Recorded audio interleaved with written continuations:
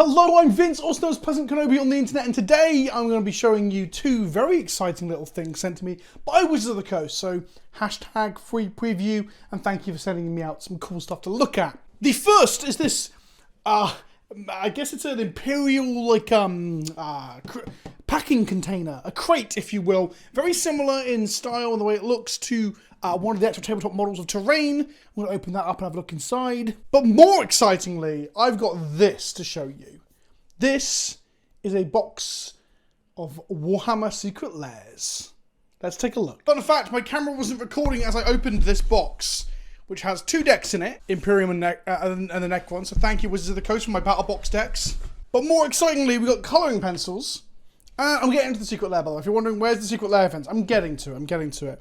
But how about a Grimdark colouring book from the Grimdark future? For the first time, Magic the Gathering has partnered with etc. etc. It's all the cool like little marketing blurb stuff. Not the most exciting text. I'm not going to read that to you, but look at these cool colouring book inserts. Now, these are all fun.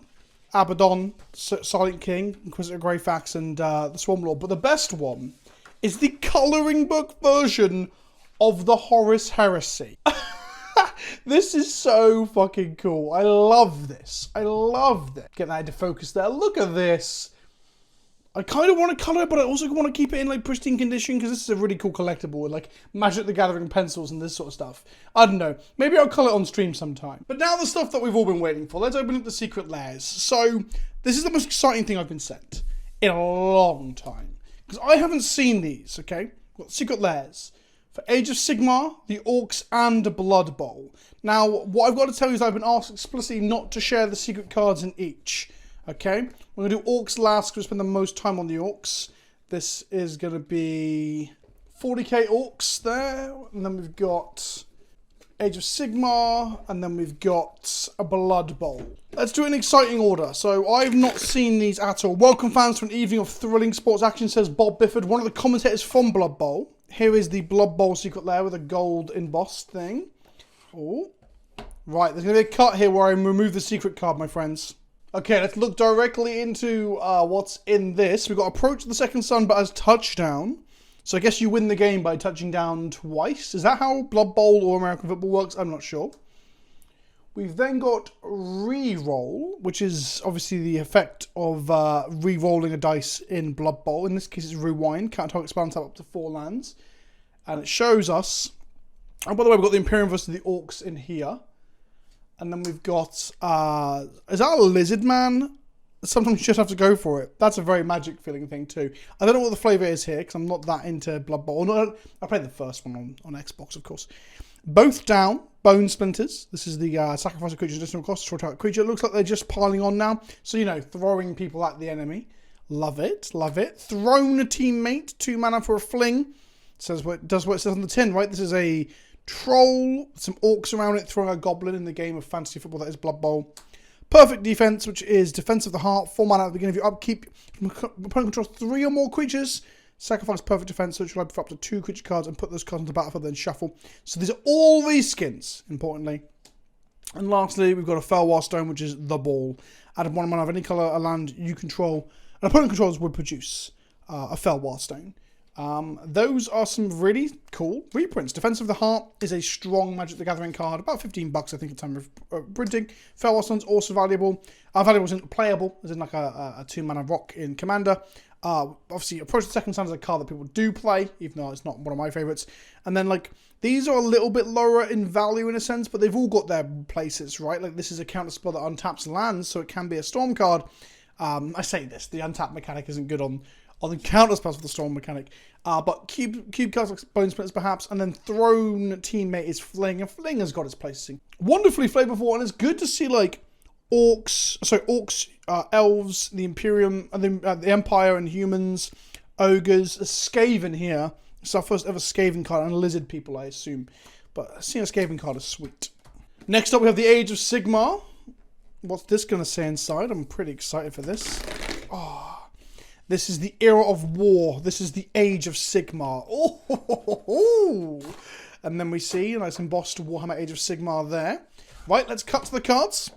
Packaging is real nice, as we all know from old school Secret Lairs. A little bit wasteful perhaps, but there you go. Okay, so let's do a bit of a zoom. We have Blind Obedience, the 2-mana enchantment with Extort, artifacts, creatures your opponent's control, enter the battlefield tapped, with Nagash in the art. This is one of the factors I'm thinking of actually collecting in Age of Sigmar, so that's fucking sick. Look at that. Man is a beast, and it is good that... man is a beast, and it is good that fear fills him. Yeah, go Nagash. Fuck him up. Neve Black Talon is Denithia Capuchin Paragon. This is the 3-mana 2/2 that cares about equipment. This is one of the...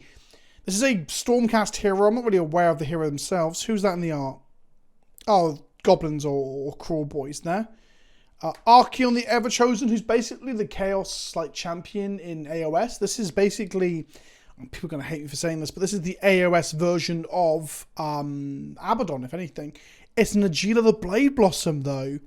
5-color champion of Chaos. Kind of what people want from Abaddon a little bit. He's green in there as well, which feels more Nurgle, if we're honest.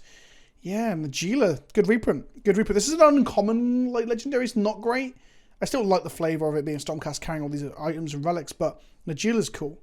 Stardrake is a 6-mana Scourge of the Throne. I think this is a really valuable reprint. Yeah, this is like a 7... I just checked it. This is not me by knowledge, but I just checked it online. This is like a $17, $18 reprint. That's pretty good. This is the Dethrone Dragon. Stardrake being one of the Age of Sigmar Sigmarines. These guys here, the Stormcasters. One of their dragons, I believe. A recent addition to the actual tabletop game.